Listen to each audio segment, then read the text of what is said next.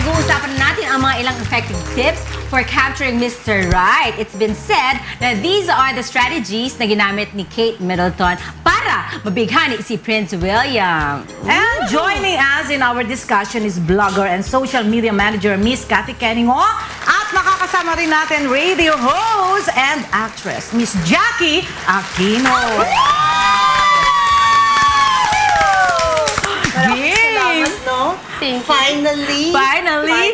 Okay, 10 minutes lang tayo, ha? Oo nga, pero napakaganda kasi. Ang dami-daming gustong manood nito kasi it's about dating. Yes. Para makakuha sila ng date. Teka muna, for single women lang to, ha? Single naman ako noon. Ako single mom. Oh, diba? Pwede pa rin. O, ikaw? Single.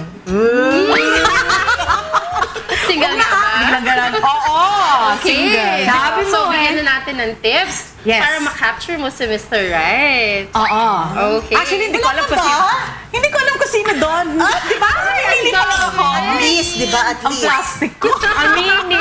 Sige na. So, Okay. sabi nila, one of the tips now or the rules that you have to follow is to always look good and smell good.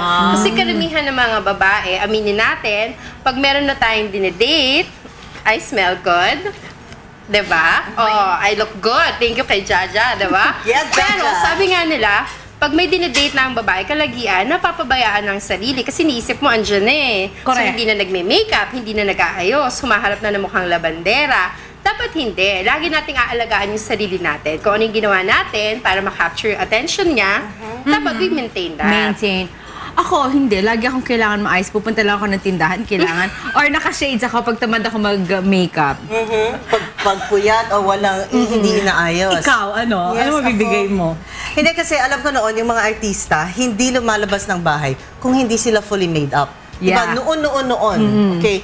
Ngayon, I think, karamihan, no? Like kami, maski mag-sneakers or mag-fit-flops or ganyan, okay lang. Okay lang. But at least, kailangan may powder. Kailangan hindi oily. Yeah. Kailangan magsuklay. Diba? Oiliness is next to ugliness. Yes. So, kailangan talaga maayos. Actually, meron akong kaibigan, sabi niya, nagdasal siya. Sabi niya, okay, itong year, sinabi ko, ready na ako magpakasal. She said, kaya nag-aayos ako, nagpa-powder, konting lipstick, ganyan.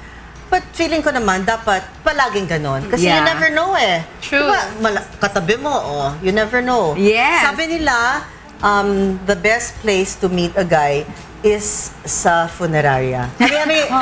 Pag may wake. Bakit? Ganyan. Kasi lahat pumupunta, buong pamilya. So mamimit Pero mo. kakaiba, diba? Oo. Sa kayo nag-meet So, ng husband. pupunta ako sa wake, sama ka? Mamaya. Bilang sama ka na naka-black? Yes. Hindi rin ako naka-black. Kaya kasi may red eh. Jackie, Pero sabi din nila, so na-capture mo na physically, diba? So ngayon naman, dapat ma-retain mo yon. And the best way to do that is to be interesting. So sa mga babae dyan, always be busy. Keep yourself interesting.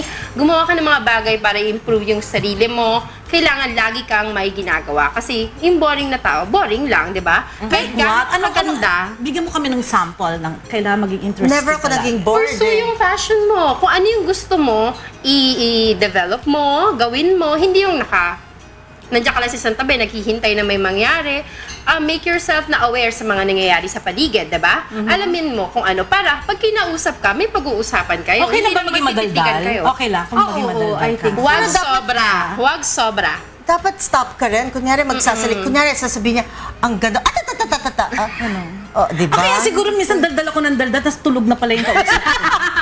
Lagi kaya sabi din nangyayari nila, yun. never reveal about yourself too much. Kasi once you become an open book, ano ba ginagawa sa bukas na libro?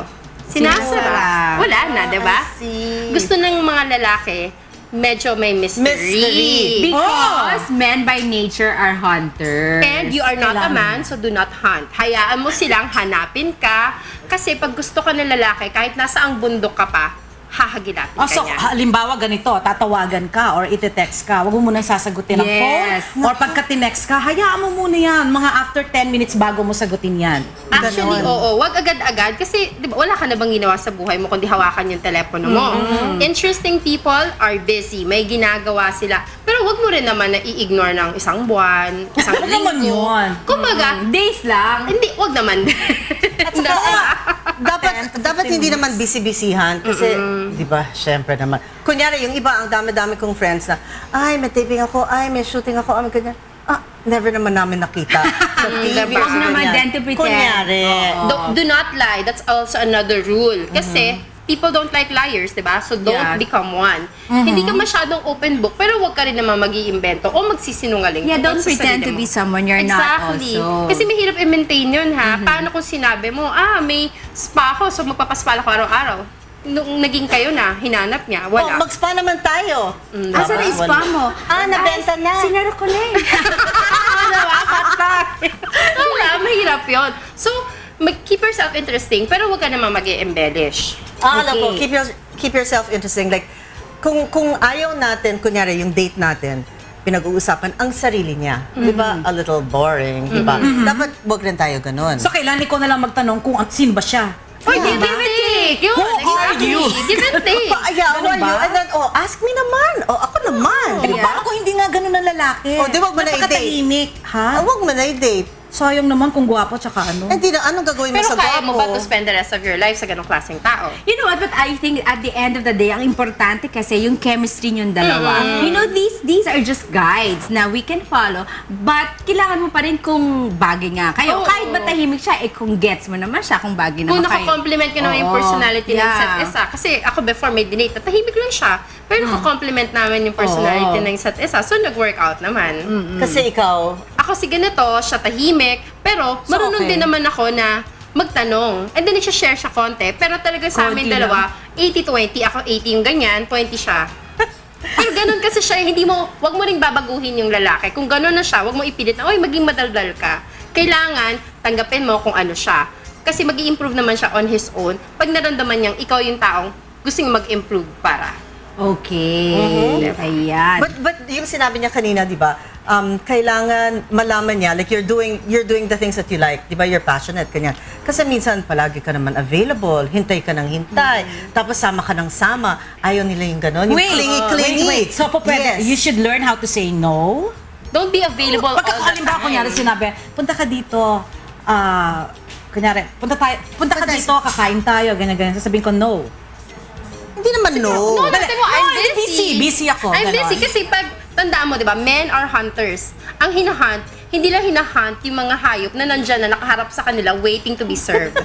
Di ba? Okay. So, paghabulin mo So, naman, parang gusto kong gawin yan. konti. Gusto kong gawin Sabihin yan, mo muna, check ko muna yung schedule ko, di ba? Yun. Kaso baka nanonood. Bubuking na ako nito ngayon. Baka pag nag-text, hindi ko muna sasagutin or tumawag. Medyo palilipasin ko muna ng Hindi, araw. O i-invite niya ako. sabihin mo sa kanilang lahat. O yan, sabihin mo na ngayon. Busy ako, huwag ka magte-text at saka tatawag. Huwag kayo magte-text. Di ba madami sila? Oo nga! Huwag kayo magte-text dahil hindi ko kayo sasagutin. Wala kang load. Wait lang, ito Bigyan rules mo ng natin load. para sa mga single to one na wala pang boyfriend. Pero pag may boyfriend na, ibang case Iba na naman yun, oo. di ba? Oo. But I think this is more of kung kayo ay naghahanap ng isang lifetime partner. Yes. Because yung iba, kunyari, may crush ako dito sa isang lalaki. And then, tatanungin ako, sasabihin ko hindi. Yung ibang lalaki, isang tanong, kung ayaw, ayaw. Hindi na magtatanong ulit. So at least, kunyari, crush mo, mag-yes ka na kasi at least you went out with him. Malay mo, gwapo lang. Wala naman laman, a little bobo, di ba? Yeah, bobo. Pero pag lifetime partner, mga ganyan, konting, di ba, magpahabol. Yes. True. Mystery and challenge. Okay, bitin tayo. Sana meron tayong Pakipot! part 2. Kailangan magpakipot ka din. Tapos na. Okay. Bilis. Tapos na. Mas mahaba pa yung traffic. Okay. Anyway, thank you so much. Dapat alam mo, may part 2 to. Dapat. Kasi Diba? sobrang konti pa lang yung na-discuss natin. Konti pa lang yung sinasabi nila. At Pero saka ba kayo ito, gusto para sa lahat. pasalamatan at i-promote? Ako, my Facebook page, it's Miss Cathy Kenny and Life is Kulay-Full. Also visit my website, it's www.lifeiskulay-full.com. And thank you kay Designer Avenue and She Likes Shoes. Okay. Thank you to everybody in UNTV and thank you to the Filipino people. And later on your radio program, you have a radio program. Yes, I have a radio program with Kong Erin Tanyada, 9 a.m. na po. Yan. Alright, thank you so much, Miss Cathy Kenimo, and of Thank course, you. Miss Jackie Aquino. Aquino. Bitin! Parang iba ka na pag nandito ka sa... Pinapagod pa ako kay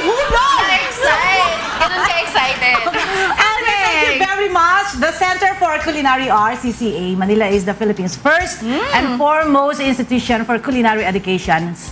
Kasi bininanok ko na naman ako. Education. Since its foundation in 1996, it is 17 years of credible experience and proven expertise has made it the preferred school of aspiring chefs and culinary professionals to be in the country. CCA is the first Philippine culinary school to offer the Bachelor of Science degree in culinary management. It is also the first school to offer a diploma in culinary arts and technology management, a 2-year program accredited by the American Culinary Federation that has become well known for producing some of the best graduates who are now in the forefront of the food and restaurant industry. Okay, tubig. Enrollment is now ongoing for CCA's diploma program August intake. Visit ccamanila.com for more details. Okay. Okay, Cravings Restaurant is a full-service restaurant offering sumptuous continental healthy dishes and specialty baked products. With a place with a wide array of good food and comfort, Cravings currently now has 6 outlets all over Metro Manila. It also offers banquet and catering services that can tailor-fit any type of event. Visit their Facebook page at www.facebook.com/cravingsphilippines or call 426-6684 for more details about Cravings. Siyempre, magbabalik pa rin po ang Rise and Shine!